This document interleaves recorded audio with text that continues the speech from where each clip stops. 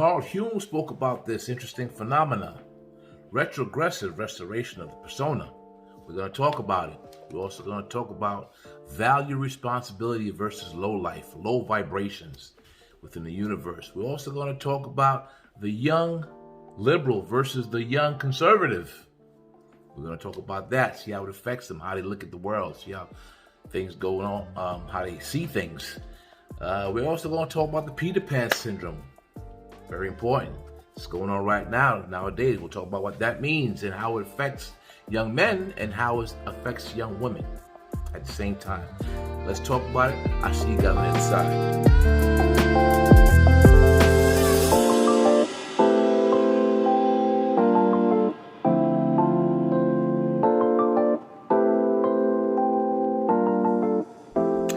Hey guys, what's going on? Welcome back to another episode of Jude Life. Yes. How's it going? Hey, great to see you, man. Happy New Year to you guys. Again, first week, 1 week down. Got, 51 left to go? It's going to be a great year. You know, I got into conversation with a friend of mine the other day. Kind of bumped into each other, and we just started talking about, life and the way situations is going and the way the world is going today. Start talking about children and our kids that are grown and so on and so forth, and responsibilities and how kids nowadays, their bravado is completely different. You know, their way of doing things is not like it used to be. You know, you have some set group of kids that they're extremely liberal, and I brought up to, I said, well, when you look at liberal and youth, those two things go together. It just seems like kids nowadays, they're more free, they're more doing as they wish. They have a lot more information at the palm of their hands, so they can read more, they can find out things quicker, and things are just there. It's just made easier for them. And so we began to speak about, like, she was telling me about how her sons are doing, and I was telling her about how my sons were doing, and and so on and so forth. And it's just how difficult and how the world is nowadays. And almost, I'm not sure if we have it easier now or we had it easier before. I'm thinking we had it easier before, and her mentality was they have it easier now. And I'm like, well, the way the world is changing right now, and the tune of certain things is becoming a little bit more difficult, I would say. And we just started talking and so on and so forth. And I brought up the fact that the youth nowadays need to have responsibility. They desire responsibility. They want responsibility, especially young men. And I'm not eliminating young women, because as we get older, it seems like women know their responsibility, whereas men have to figure out what their responsibility is. I just find that out, unless it's actually taught to them, and in which part you have a young man who is quite conservative in his actions. He knows what he wants, he knows his responsibility, he knows where he's going, he has the whole thing planned out. That's what conservative people tend to do. They tend to have a plan. So if you're a young conservative, I think you have a pretty much good grip on where you want to go and what you want to do, as opposed to a young liberal where they're saying, hey, listen, we're going to go with the flow, we're going to let things happen, and we'll see how things go on. But the conversation went on, and I began to speak about responsibility in terms of today's young men and today's young women. And a lot of them have what they call the Peter Pan syndrome, where, Peter Pan syndrome is said to be where a young man or a young woman remains in a child kind of like state and never grows up, and always wants to stay under the thumb of the father, the tyranny of an adult, and never wants to kind of like take responsibility for his own actions or be accountable for his own bravado. And bravado not meaning a bad thing. You have good bravado, you have, bad bravado, you have, bravado that's used to impress people, and you have the bravado that's used to intimidate people. But you also have the bravado that is confidence. And you see, And we have to direct our children to have that type of a bravado. And that type of bravado comes with, responsibility. So when you give a child a responsibility, when you give a child duty, I mean, when we grew up in the past, we used to have chores. And that in some way gave us responsibility, and it framed our bravado. It framed our boldness. It allowed us to understand how it was when we walked into a room, and how to take charge of our space, and how to take charge of who we were. You stand up tall, shoulders cocked back, and you demanded that particular type of appearance when you walked into a room. Nowadays, the youth, she was saying, doesn't have that, and I was relating to it is due to the responsibility. I'm going to give you an example. For example, I was growing up, I'll never forget this, and this was and I tell a story all the time to friends, families, cousins, and if you're a friend, you probably heard it before. If you're a family, you probably know it, and you will see that I am telling the truth.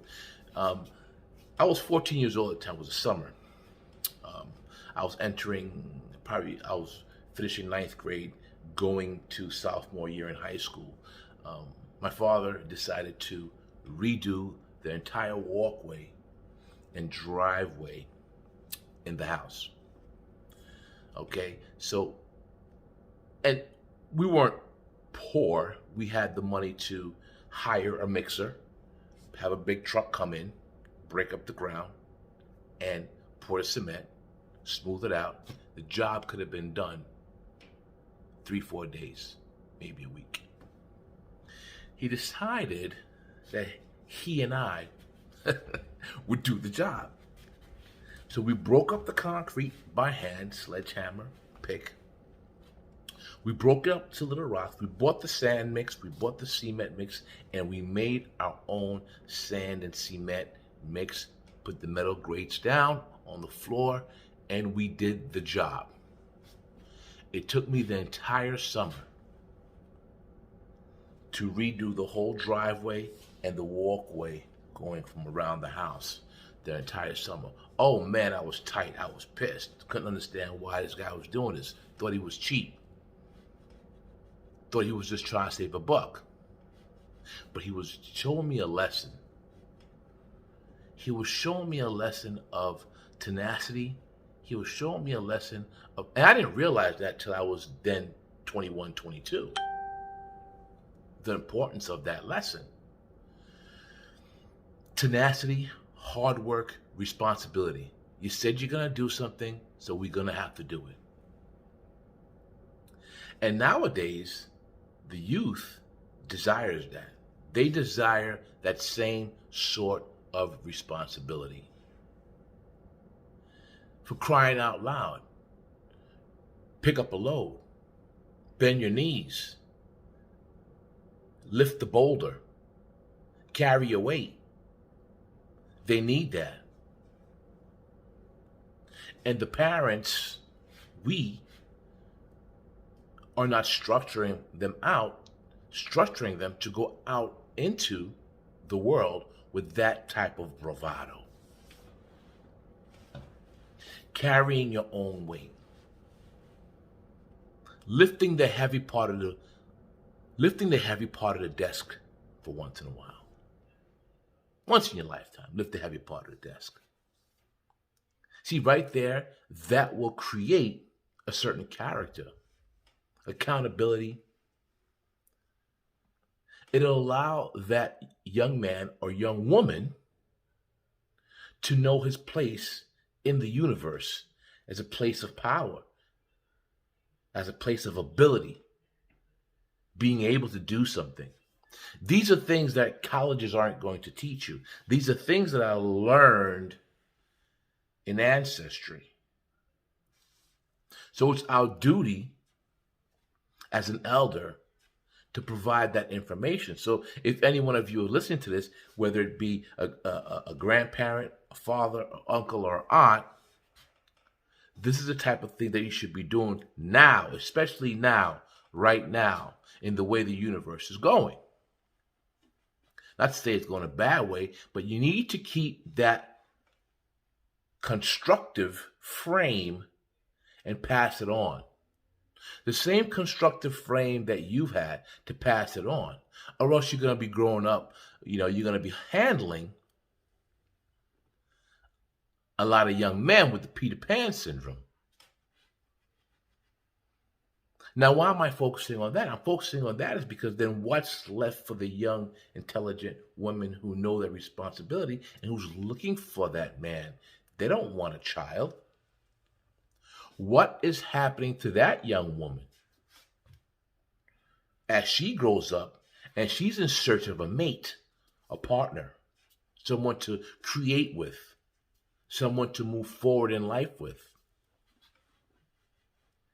spiritually, financially, emotionally? An individual that knows what he wants, where he's going, and how far it's going to take him to get, how long it's going to take him to get there.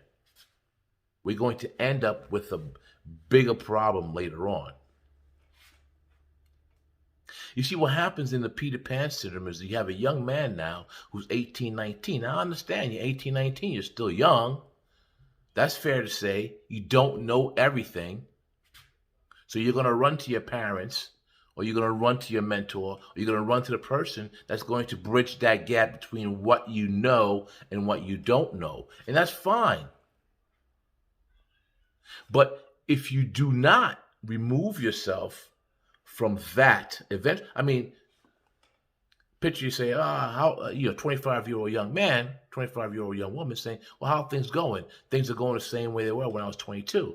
That's not a good thing. Because when you're 18 years old and you act like a child, it's cute. When you're 30 years old and acting like a child, it's no longer cute. I know you guys heard this quote before. When I was a child, I used to act like a child, but now that I'm a man, I must act and present myself as a young man, young woman. So, what am I saying? If you do not do it now, they will pay for the price when they're 30 and 40 years old. That syndrome that I'm talking about is what you call accumulative. You won't see the effects of it really when you're 21, 22. You may not even see the effects of it when you're 25, 26. Let's push a little further. You may not even see the effects of it when you're 27, 28, or 29. But when you do feel the effects of it, it's going to come down like a brick wall coming down on you because it's been compounded throughout those years. See, it's interest. The interest was built in a negative way. Now it's going to be that much more difficult for you to play catch up and try to obtain responsibilities.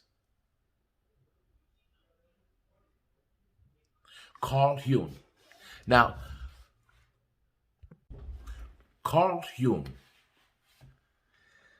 came up with an interesting phenomena. Retrogressive restoration of the persona.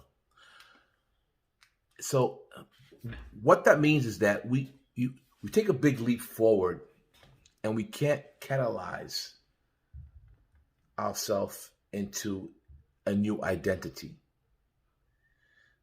So we end up going back, not taking in consideration what we learned during that process, during that leap. We learned a lot more information than what we knew. So, it's retrogressive restoration.